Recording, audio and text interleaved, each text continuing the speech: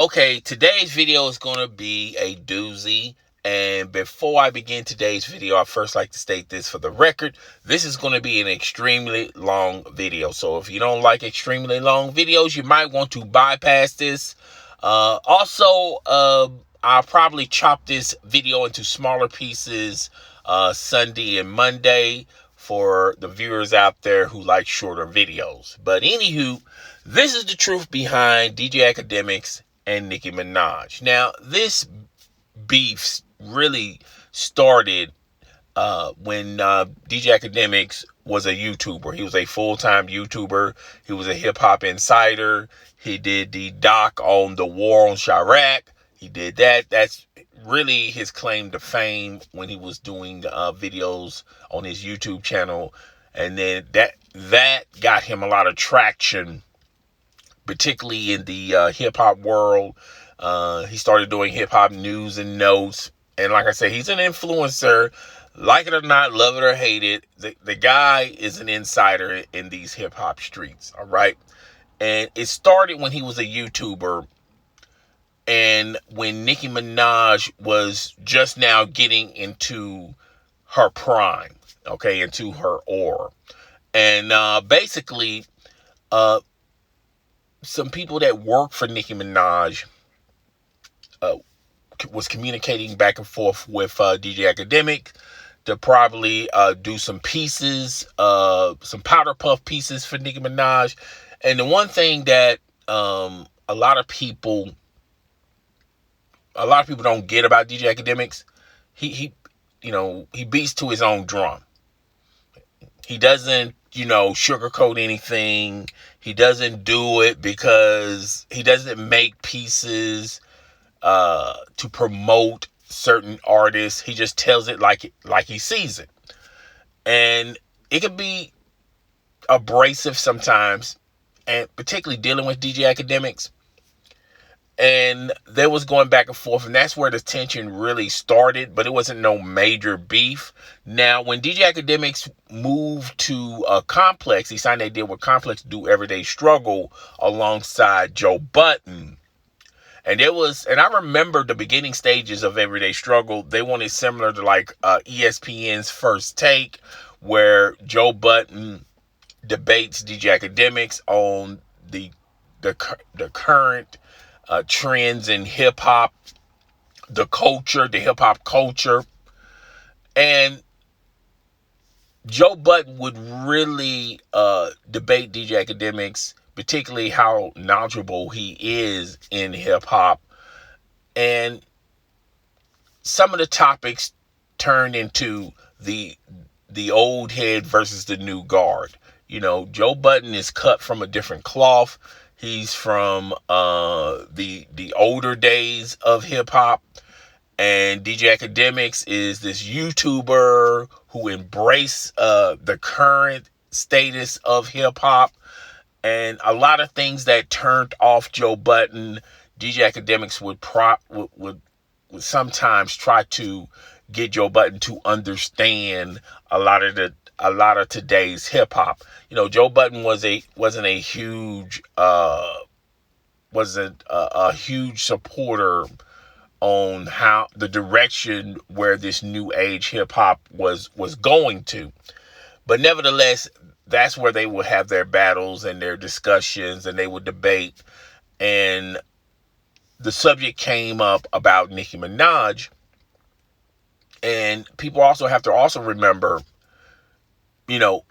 Joe Budden knows how to play the audience. And he knows who's listening in his audience. Now, on Everyday Struggle, Joe Budden would sometimes don't really go at Nicki Minaj, and also give her flowers. And this was the prime of Nicki Minaj. Nicki Minaj was the hottest artist, the hottest rapper, and you had people putting Nicki Minaj in their top 5 when you talk about today's hip hop. And it was one point they put Nicki Minaj with the best rappers dead or alive. She was also in that category. And the subject came up about, did Safari write her lyrics and this, that, and the third. I feel like Safari may have helped her or supported her on some of her material, particularly her hooks. But I feel like, Nicki Minaj, the majority of her content just comes straight from the dome. And a lot of people don't give credit where credit is due, particularly when you're talking about Nicki Minaj. So when that subject came up about Safari taking her to court, that Safari is not getting enough credit for Nicki Minaj lyrics, particularly when Nicki Minaj gave him acknowledgement on several of her albums. When that story started building and gaining momentum, and remember, that was at the same time where people were throwing dirt on Drake, really not considering him a rapper, particularly when he has ghostwriters. You can't be the best rapper alive when you have a slew of ghostwriters. And they would connect that story with Nicki Minaj because they'll go, well, wait a minute, Safari helped Nicki Minaj with the bulk of her lyrics. Now, DJ Akademiks was writing that, and Nicki Minaj did not like it. And the people who work for Nicki Minaj was communicating with DJ Akademiks. But like I said earlier in this video, DJ Akademiks, it beats to his own drum. It comes straight from the heart. There's no pure agenda on how he's going to comment about certain things, about certain subjects. It just comes straight from his dome. So fast forward, Nicki Minaj is in the news for a lot of crazy and strange reasons. Nicki Minaj family member, I believe of his brother, was in the news.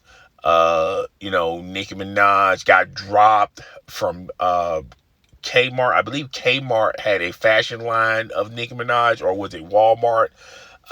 They dropped Nicki Minaj.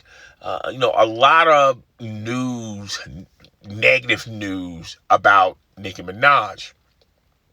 And DJ Akademiks would comment on it. Nicki Minaj would take it as very personal. DJ Akademiks is attacking her personally. And this was around at the same time. Nicki Minaj has a great relationship with a lot of bloggers out there. The Blossoms, all those blogs that you guys subscribe to, and there were rumors and there was rumors and talks that, Nicki Minaj has paid a lot of these bloggers off and has an understanding with the bloggers. Not to mention, Nicki Minaj stands, her barbs are, are vicious and savage on social media. If you say anything negative, or if they view it as negative when you critiquing Nicki Minaj, they're going to attack you on the 5th degree. And they have no limit. There's no limit to what they're going to do. Now, Nicki Minaj is also in some heat, if you want to call it heat, about her stance about the vaccine, about whether or not she's going to take it. She also talked on social media about this false claim about somebody in her family or her cousin or uncle or whoever was got the vaccine and got swollen testicles. A lot of doctors, healthcare workers, even Dr. Fauci himself said that that's impossible. Not to say her cousin probably did get swollen testicles, but it's probably because of something else. And they just assume he took the vaccine Therefore, the reason why his testicles got swollen was because of the vaccine, and they didn't really have any medical data or proof connecting these two incidents. And like I said in several videos, these are probably isolated incidents. Okay, he probably did have swollen testicles. He definitely took the vaccine, but the two are not related. So Nicki Minaj is in a lot of hot water with that. Plus the fact that she announced on social media that basically she got invited to the White House. The White House representative said that's false. That's all cap. Now, they might have been collaborating on how, probably talking to Nicki Minaj about the dangers of, putting something on social media that's totally not true, and would like to talk to her, to educate her, and to also use her to promote what is true about the vaccine. I believe that there was a a, a collaboration of such on that level, and Nicki Minaj probably took it as she's going to be visiting the White House. Which, if you look at that story, I don't, the White House seldomly have actors and actresses visit them, or even athletes, unless it's some major milestone event where they'll have them come to the White House. But they seldomly have celebrities there. And I thought that was the first red flag. Now, when she was talking about this on her Instagram Live, she said she was collaborating with, the people that work at the White House on how they was going to do this. Was they going to do a video conference, a Zoom type conference, or maybe you can come by if they can pencil it in on something else that's going on with the White House. In other words, this wasn't really collaborated. This wasn't a done deal. There was still in the beginning stages of negotiations, and maybe Nicki Minaj took it as she got an invitation to the White House, when it really probably didn't materialize to that point. And I feel like the main reason why someone from the White House communicated with Nicki Minaj is the false claims that she's putting on social media, and how these false claims, when you post stuff on social media, everyone believes that it's 100% true. It's the gossip. It's the truth. And that's further from reality.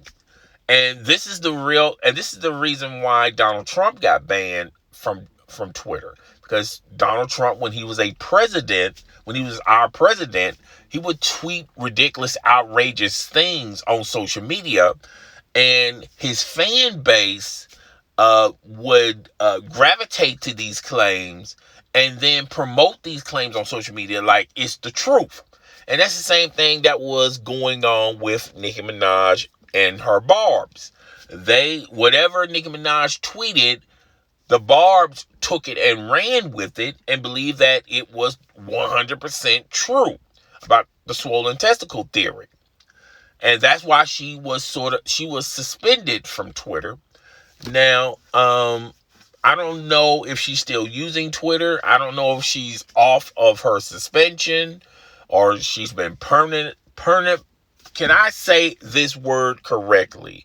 Have she been permanently banned from Twitter? I don't follow Nicki Minaj on Twitter.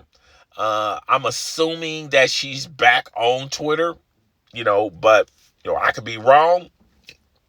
But anywho, that's the reason why she was in Twitter jail, because she was pretty much doing the same thing what Donald Trump was doing when he was the president of the United States. And you can't allow people to say things on social media that's not 100% accurate. That's not 100% true. Now, you can have an opinion, you can have a theory, okay?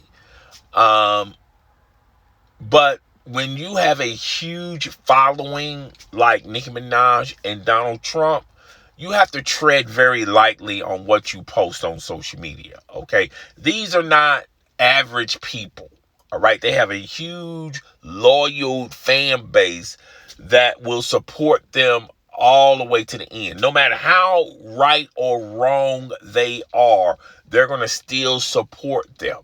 And that's one of the reasons why social media has really tightened up, because of, remember, Donald Trump was inciting that crowd that stormed the Capitol building, and that it led to a death of an officer, okay?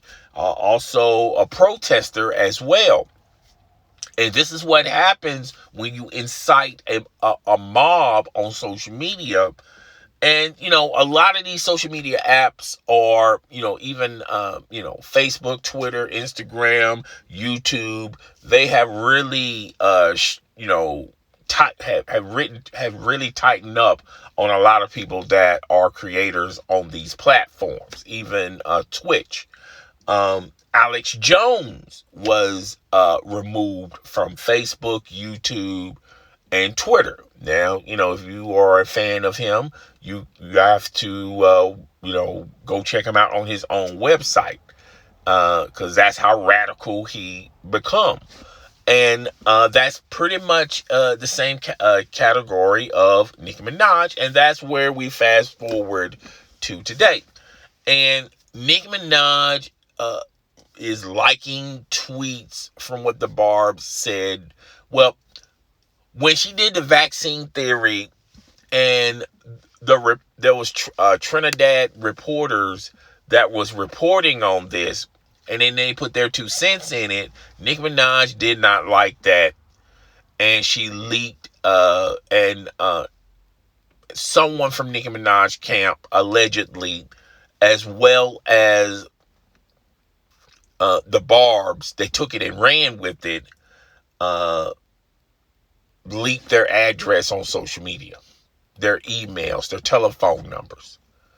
And she also used her Barbs to jump on the young lady that Kenneth Perry, she had an incident with Kenneth Perry, and Kenneth Perry is going to be serving some time because he did not register as an ex-offender. Okay, I can't say, what I mean when I say that. He didn't register himself, because if he would have registered himself, he will also have to register the address where he's living at, and he's married to Nicki Minaj, so he would have to register Nicki Minaj address. She wouldn't have a private address. Okay, so everyone would know that, okay, if Kenneth Perry lives there, then Nicki Minaj lives there as well. And a lot of people are suggesting that it was Nicki Minaj's ideal, and she probably told Kenneth Perry not to register as an ex-offender, because that would make her private address public. All right. Now, that's allegedly. No one really knows if she's told that to Kenneth Perry, but it's up to Kenneth Perry. He's a grown man. He knows that he has to register wherever state he's in, or wherever he's going to live at. And it's up to him to do that. Now, if he takes the advice of someone else, then he's still responsible for that action, okay? Or that non-action that he didn't do, which was register. And DJ Akademiks wasn't really talking too much about that incident, But however, he started talking about the victim. Particularly, there is a lot of news out there, and I'm going to say allegedly, that either a representative of Nicki Minaj or a fan of Nicki Minaj was trying to pay off the victim to recant her statement, and if she recant her statement, then Kenneth Perry could wouldn't be charged as an ex-offender. Okay, she didn't want to do that, so uh, basically, hold up, basically, she there was a point where they was going to pay her to recant her statement, and she denied it. All right. Well, she refused it. And this is what's getting a lot of traction in the news. And a lot of media took it and ran with it. Now, there's a lot of blogs out there that's suggesting that the person that was offering the victim money to recant her statement wasn't officially a part of Nicki Minaj, PR team, or wasn't even related to Nicki Minaj. It wasn't even Nicki Minaj herself. Probably a big time supporter of Nicki Minaj. That one of the Barbs, okay? A lot of bloggers are suggesting that, but then you have a lot of news networks that are insinuating that now it was someone that was close to Nicki Minaj that offered money to the victim so she can recant her statement. Either way, it does not look good for Nicki Minaj, and that's where DJ Akademiks is on a recent live stream on Twitch was talking about it, and he was talking about how, Nicki Minaj has a responsibility on her fans' behavior, particularly when you have a huge community that loves and adores you and worships everything that comes out of your mouth.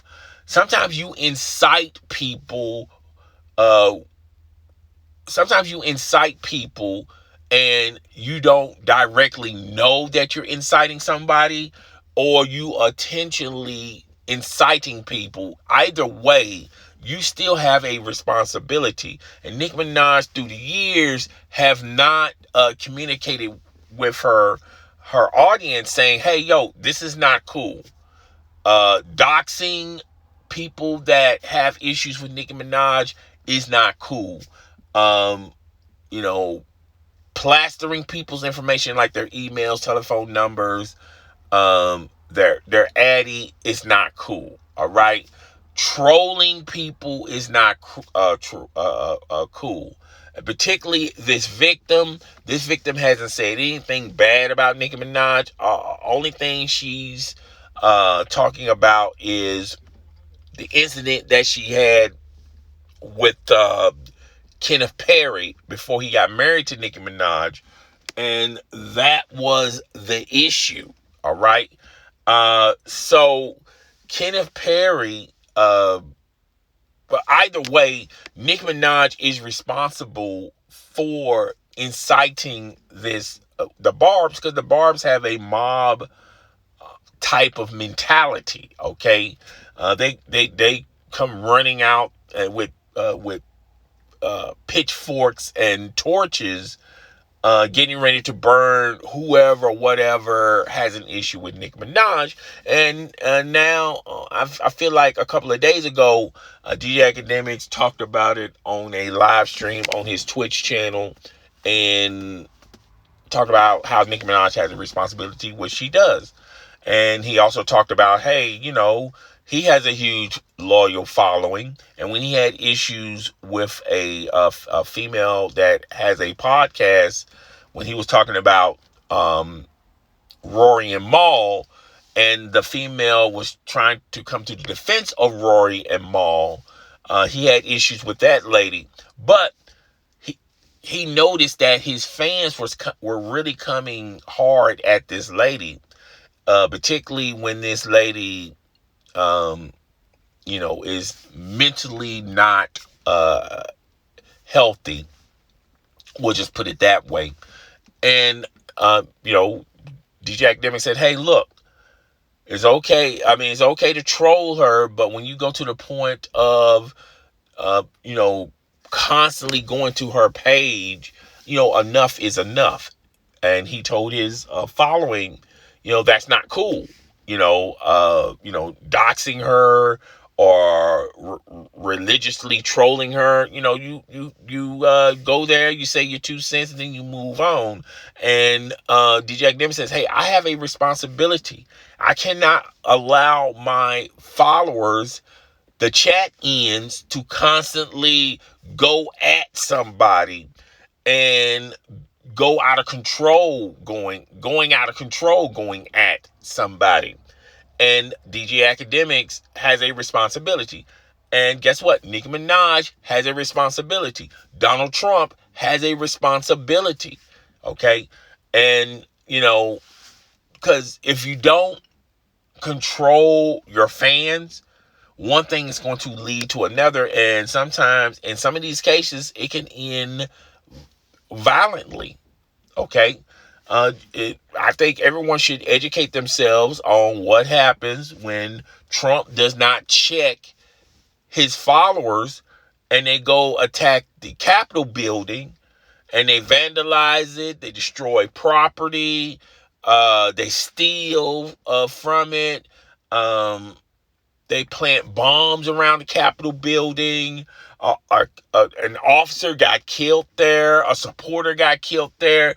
And all of that lays flat on Donald Trump. You have a responsibility to control your audience. Okay? You are responsible. All right? And you can't gaslight everything. All right? And that's where DJ Akademiks has an issue with Nicki Minaj. She just gaslights everything. All right? And that's why they have a huge beef with one another. Now, I will say this, okay? I feel like Nicki Minaj can rise above her recent criticisms, her issue with being vaccinated, which, by the way, she got on social media, a couple of weeks ago. She was a strong supporter of not being vaccinated. And the reason why she didn't go to a lot of those fashion events because she was not vaccinated. She didn't want to be vaccinated. Now, things are opening up. Concerts are beginning to start. And a lot of these musicians and a lot of these athletes, these actors and actresses, that's where they make the bulk of their money, doing appearances or doing shows or concerts. And that's what Nicki Minaj is going to get back to doing. But in order to do that, you have to be vaccinated. All right?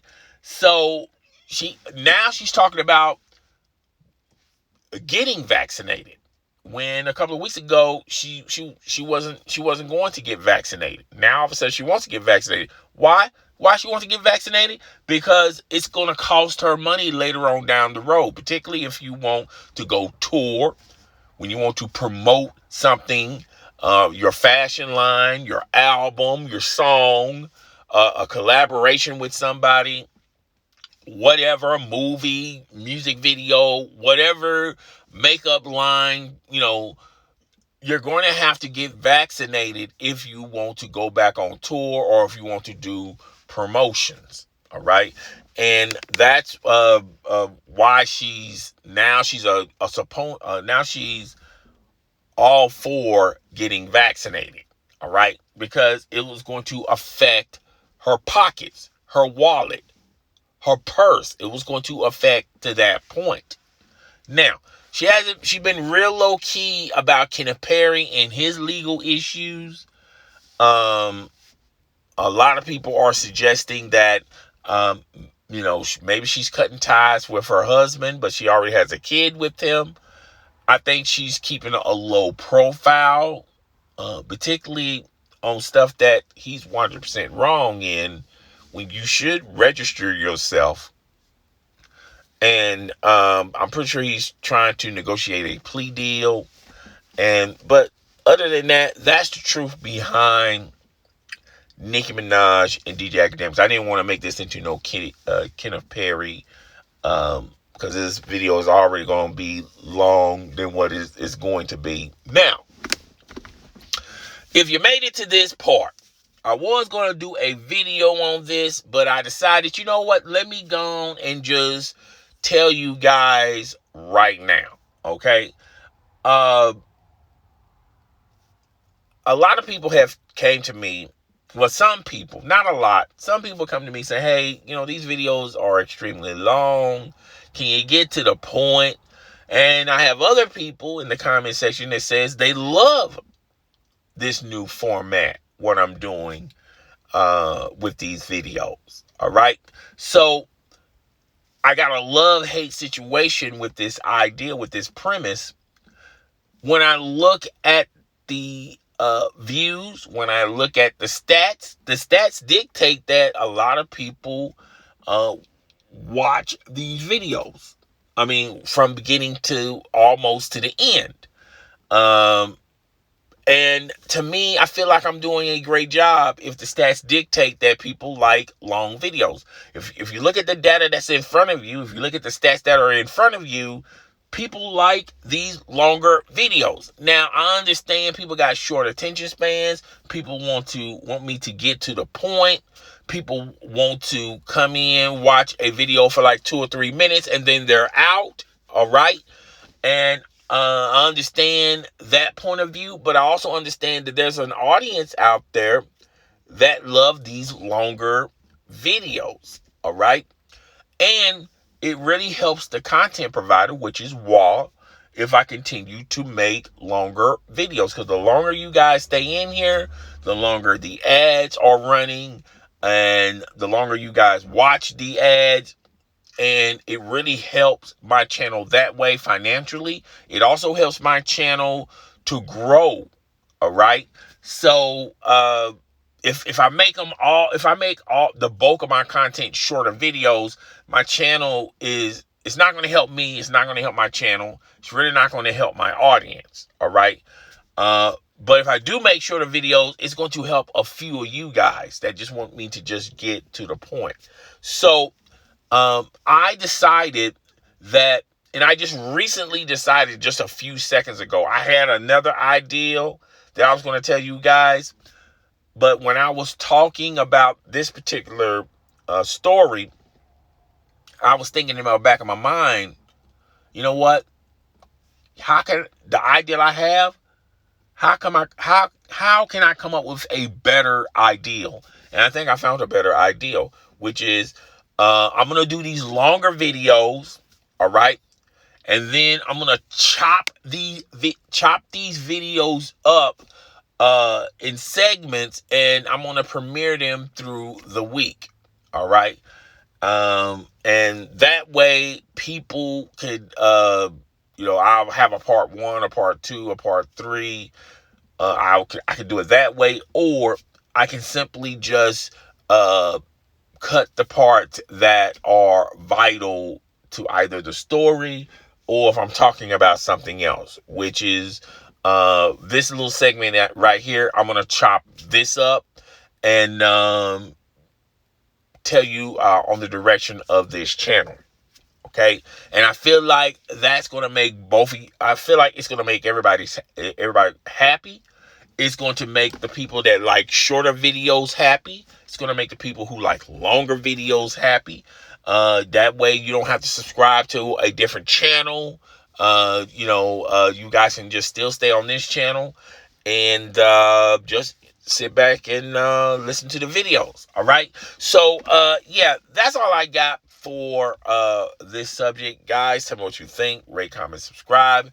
I'm up out of here. I'll talk to you guys later. Deuces.